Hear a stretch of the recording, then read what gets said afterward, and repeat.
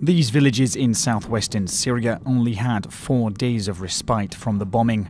In the distance, Saida is once again the object of airstrikes from Syria's main ally, Russia. So is the town of Tafas. The bombing had come to a temporary halt on Saturday. That was to allow for negotiations between Russia and rebel groups over the return of state sovereignty to the region. But on Wednesday, those talks collapsed.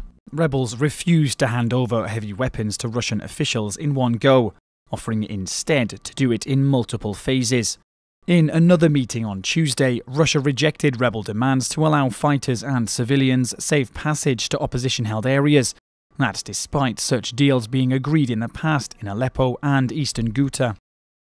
The Syrian regime began a massive air and land offensive against the southwest on June 19th. Since then, more than 30 towns have struck their own surrender deals with the government. Eastern Ghouta is one of the latest. People keep telling us, but regime forces killed and slaughtered you. But we say that isn't true. We made the right decision. We have our own village back.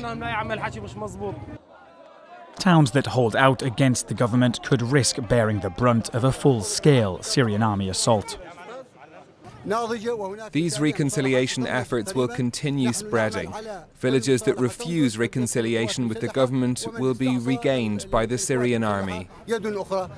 60% of the southwestern region has now fallen into the hands of the Syrian regime, double the figure when it began its offensive.